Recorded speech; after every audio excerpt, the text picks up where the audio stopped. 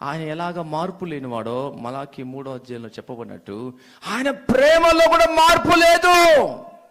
మనమే season in love, పరిస్థితిని బట్టి కాలాన్ని బట్టి రకరకాల మార్పులు జరుగుతుంది.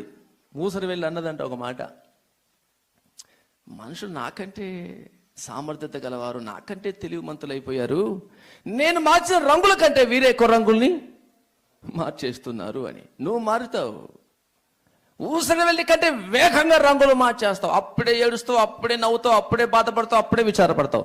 ఒక్క రోజులోనే అనేక సార్లు ఏడుస్తావు, ఒక్క రోజులో అనేక సార్లు కోపడతావు, ఒక్క రోజు అనేక సార్లు బాధపడతావు, ఒక్క రోజు అనేక సార్లు ఆనందిస్తావు. అసలు నీలో స్థిరత్వమే లేదు. అందుకే ఆయన ప్రేమ నీ మీద ఆధారపడి ప్రేమించితే నువ్వు మారినట్టు ఆయన ప్రేమ మారేది. ఆయన ప్రేమకు కారణం ఆయనే. హల్లెలూయా. ఆ ప్రేమ స్థిరంగా ఉండడానికి ఆయన స్థిరుడు కాబట్టి. ఏ కారణం చేత నిన్నను ప్రేమించాడు ఆయన? డబ్బు ఉందనా, అందం ఉందనా, బలం ఉందనా, బలగం ఉందనా, ఏముందని? ఆయన ఏ కారణం చేత ప్రేమించాలా? ఆయన ప్రేమ ఉందని మనం ప్రేమించాడు.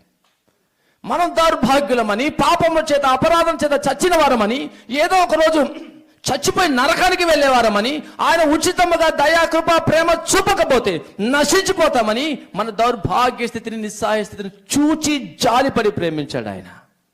నువ్వేదో నీతి భక్తి బ్రతుకు బాగుందని కాదు దేవుని బిడ్డ ప్రేమించింది.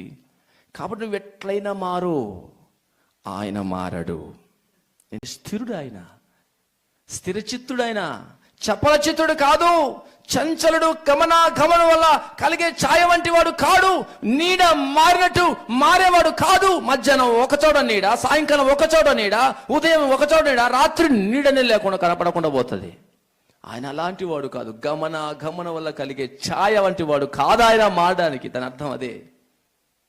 యాకోబు పత్రిక 1వ అధ్యాయంలో తర్వాత చదువుకోండి. చపల చిత్తుడు కాదు, మారేవాడు కాదు, ఆయన స్థిరుడు.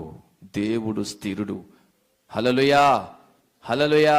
యెషయా 14వ అధ్యాయంలో ఆయన ఉద్దేశించేది నిష్ఫలము కానేరదు. ఆయన సంకల్పిస్తే దాన్ని ఎవ్వరు ఆపలేరు. నీవే ఆయన ప్రణాళిక, ఆయన సంకల్పం, నీ ఆయన చిత్తం నెరవేరకుండా దాటిపోతున్నావు. నిన్ను ఆయన చేతులు చాపి పిలుస్తూనే ఉన్నాడు. నువ్వే ఆయన స్వరం వినకుండా చెవులు మూసుకొని, ఆయన చూడకుండా కన్నులు మూసుకొని, ఆయన దగ్గరికి రాకుండా గట్టిగా మొండిగా ఉండిపోయా. ఈ రోజున ప్రభు నేను పిలుస్తున్నాడు, రా. ఆయన పిలుస్తూనే ఉన్నాడు, రా. ప్రయాసపడి భారం వస్తున్న సమస్త జనులారా నా యొద్దకు రండి. అది ఆయన పిలిపే.